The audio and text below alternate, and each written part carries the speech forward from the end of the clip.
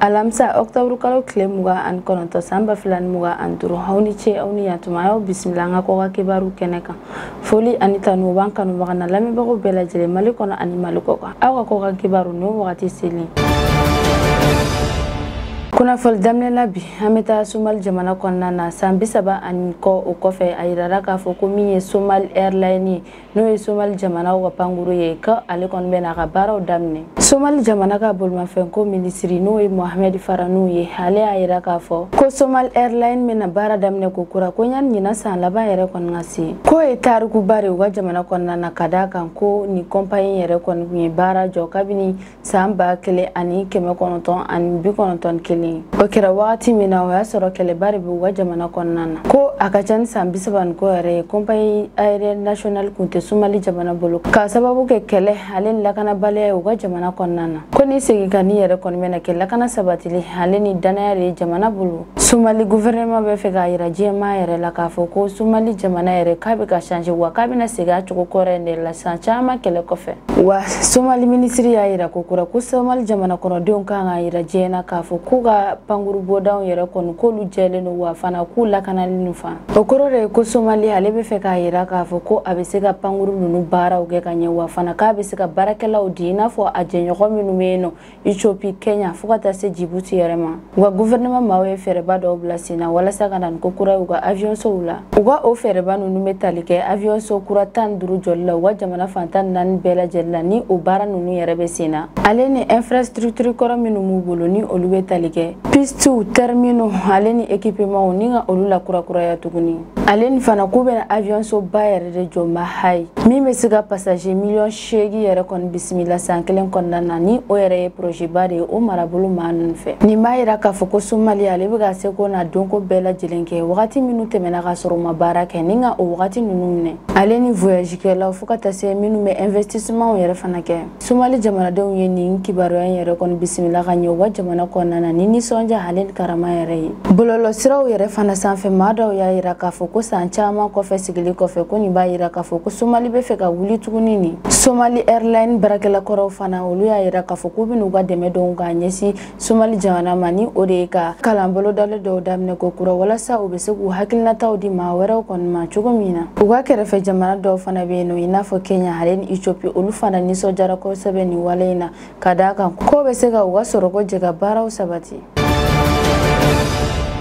ko avion do bina Kenya ko aleni o yorobe Kenya Sudan fa yere refenu o ga suru indi ko jidala wa idara ka foko ni panguru wakati na kumebi ko ya sura be chide ya barawrila Kenya famawi o ka saran 70 ya jona o ko hukumne la Kenya famawi ma do blagata o yoro ina ninga ta deme do ga nyesi ma minu jogina aleni ma minu yere tora unina foka ta sega lakana yere sabatilima o yoro ko folena nga Kenya famawi deme kala minu blagata ni manu deme olu yere kon masega ta jona kadaka yoro soro lu kunga gelen ko sobe kuna fonia do ya yera ka foko avion willa ka ta kolosil do de la wal makatra bul ma fendo de tanga min kera avion yere kon na masega yere mina ori la avion yere kon na bi sega segal kala kon me ganye ni ka do na soro ni avion yere kon bini sababu bora pan technique de la wa fe meteo colonel la wa wal mani mami yere kon me ga avion bul na soro ni ori te se ko sobe wa sere do kuma na ka foko olu ye panguru yere ye abinto la ko suma aleni shishu kumega bo panguru ina ko sana ga binduguma wa dugu sigiba ma do fana nyini ka ni ma ko felo nunu de menyani sekuru nunu yere ka so o yoro ina ka be ina fo wakati chogo yere kuma sabate kada nga fien yere de kumega ji ani sanji de kumega na o yoro ko folo infanana jado charla bro lisra ka min yere kon mayira ka fo ko ni kasara yere kon jugu yere ko sobe wa ko kasara ina ko matan flade bonanu unina wa o matan flanu nunu chela minu me panguru yere kon boli aleni civil do fana kuma kon na fukata se fintikla ka do fana Kenya gouvernement ya ka dusu kasijira wa klara tunga tashibla keke ni ga nyesi bamba to nunu bela jelega mawi wa ko segal bara do bla leno sena wala saka do kumina ni avion yere kon bina dugmalala wa Kenya ministry fana ya yira ka fo kubina kolosil bayere de ke avion fitinu na wala saka ni kasara jugu nunu yere kon ukisi olu toroma wa ko ni atagala jego Kenya dugu kon na ko avion chama yere kon le bina wakati temene ona kerengarane ala avion fitinu nunu yere kon wa ka chama sababu bo problem mécanique de la aleni météo condition gele ali fokata se avion me jigi yoro minani olu baraw makay ganye ko accident nu chama yere kon sababu wora olu de la Congo RDC gouvernement ye décision bari reta o décision yɛrɛ kɔnɔna na o ye yamaruya di de kɛ k'a fɔ ko Congo jamana kɔnɔdenw bɛɛ lajɛlen ka Franc-Congolais yɛrɛ de kɔni bara Congo jamana fantan naani bɛɛ lajɛlen na. O kɔrɔ de ye ko kabini sisan ko Congo jamana kɔnɔdenw k'u ka sanu bɛɛ lajɛlen kɛ butigiw kɔnɔ fo ka taa se service ma ni Franc-Congolais de ye ko nka k'a man ka kɛ ni dollar américain yɛrɛ kɔni k'u ka laɲiniba yɛrɛ kɔfɛ ko bɛɛ n'a ta o ta ko u ka sugu kɔnɔna na k'u ka feerekɛminɛn ninnu kɔni sɔngɔ gɛlɛyalen don kosɛbɛ ko kɔni kɛlen don ka u ka jamana kɔnɔdenw jɔrɔ kosɛbɛ ko n'i y'a ta ka lajɛ ko Congo RDC jamana kɔnɔna na ko dollar américain yɛrɛ kɔni k'ale yɛrɛ de kɔni labaaralen don kosɛbɛ ka tɛmɛ u ka Franc-Congolais yɛrɛ kɔni kan kɛrɛnkɛrɛnnenya la u ka duguba kɔnɔna na i n'a fɔ Kinshasa Lubumbashi ale ni Goma yɛrɛ kɔni ko yen sigiba maaw yɛrɛ kɔni k'u b'u ka sanu sosaraw u b'olu bɛɛ lajɛlen kɛ ni dollar américain yɛrɛ de kɔni ko kɔni tun bɛ ka na ni problème ba yɛrɛ de u ka jamana kɔnɔna na ka d'a kan ko Franc-Congolais yɛrɛ kɔni k'ale nafa kɔni tun bɛ ka dɔgɔya kosɛbɛ wa ko jamana tun bɛ ka bɔnɛ a ka sɔrɔ ko politigiw fana la wa ko Congo jamana kɔnɔden caman minnu tun b'u ka saraw sɔrɔ ni Franc-Congolais k'olu tun bɛ gɛlɛya caman de sɔrɔ n'u ka wari ye o de kama u ka gouvernement maaw bɛ fɛ k'u ka jamana ka wariko yɛrɛ kɔni barika bonya kosɛbɛ wa ka tila k'u ka jamana ka sɔrɔ ko yɛrɛma hɔrɔnya sinsin ko kura gouvernement y'a jira k'a fɔ ko transaction fɛn bɛ kɛ Congo jamana kɔnɔna na k'u ka bɛɛ lajɛlen kɛ ni Franc-Congolais de ko wa fana ko cakɛda minnu fana bɛ yen nɔ k'olu ka prix dɔ yɛrɛ kɔni bila Franc-Congolais yɛrɛ kɔnɔna ko wa ko Congo administration maaw yɛrɛ fana tɛna sɔn dollar yɛrɛ kɔnɔna n'u bɛ n'u ka sanu fana kɛ u ka faamaw b'a jigiya k'a fɔ ko nin kɔni bɛna jamana wariko yɛrɛ sabati wa fana ko caman bɛna bɔ dollar yɛrɛ kɔni labaarali la u ka jamana kɔnɔna na nka n'i y'a ta k'a lajɛ Congo feerekɛla dɔw kɔni ma nisɔndiya nin ko in na ka d'a kan ko ni olu yɛrɛ ye feere kɛ ni Franc-Congolais ye k'a bɛ na ni perte ba de olu ka jagow la wa maa dɔw fana y'a jira k'a fɔ k'olu tɛna se k'u ka feerew kɛ ni Franc-Congolais yɛrɛ dɔrɔn ye ka d'a kan ko maa minnu bɛ minɛn don olu ma k'olu yɛrɛ kɔni bɛ ka dollar de ɲininkali kɛ kosɛbɛ olu la wa maa dɔw fana bɛ yen nɔ minnu fana ye caman fara u ka minɛnw sɔngɔ kan walasa u ye wari minnu yɛrɛ kɔni perte ni u bɛ se ka olu lasɔrɔ cogo min na. Rio de Janeiro ni o ye Brésil faaba ye a yirala k'a fɔ ko o polisiw ye opération ba dɔ kɛ ni opération kɔnɔna na ni u ye maa 56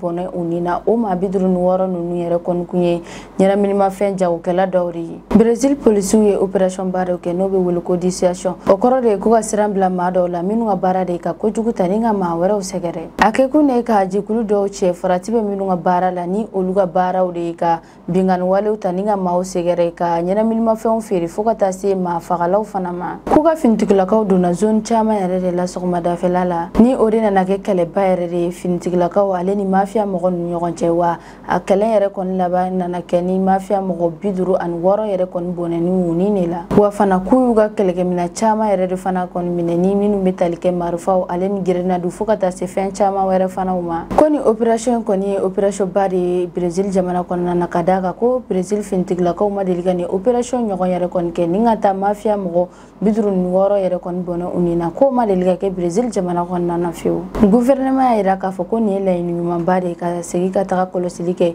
nin zone ninnu na minnu minɛnen don ɲɛnaminimafɛn jagokɛlaw fɛ nka hadamadenya lafasalitɔ cakɛda dɔw ma kɔni y'a jira k'a fɔ ko nin kɔni tɛ wale ɲuman ye wa u ye nin wale yɛrɛ kɔni jalaki k'a fɔ ko maa caman de bɔnɛni nin na ko nka k'u ma kɔni ma se ka maa caman yɛrɛ kɔni minɛ wa u sirannen don k'a fɔ k'u ka polisiw yɛrɛ kɔni ye nin baara ninnu kɛ ni violence de ye kɛrɛnkɛrɛnnenya la u ka jamana sigida fantanw sigiyɔrɔw la wa eta yɛrɛ kɔni y'a laɲini kuma caman ka kɔlɔsiliba yɛrɛ kɛ nin zone ninnu na nka kuma caman kɔni n'u ye opération kɛ opération ninnu yɛrɛ kɔni bɛna kɛ sababu ye ka maa caman bɛn ni na ni civiliw yɛrɛ fana bɛ o maa ninnu na Brésil ale bɛ ka seko n'a donko bɛɛ lajɛlen kɛ cogo min na maa minnu bɛ ɲɛnaminimafɛnw jago kɛ u ka dugu la ni u bɛ se ka olu minɛ cogo min na nka a yirala k'a fɔ k'u ka polisiw yɛrɛ kɔni bɛ ka baara kɛ cogo min na k'u bɛ ka baara kɛ ni violence de ye o kɔni bɛ ka kɛ ɲininkaliba de ye u ka jamana kɔnɔna na ka d'a kan ko o sigida in yɛrɛ la ko fantanw de sigiyɔrɔ o yɔrɔ in ye nin de bɛ dansigi an ka bi ko ka kibaruw la an b'an kanubaga n'an lamɛnbagaw bɛɛ lajɛlen fɔ Mali kɔnɔ ani Mali kɔ kan aw k'an bɛn a ɲɔgɔnna wɛrɛ ma.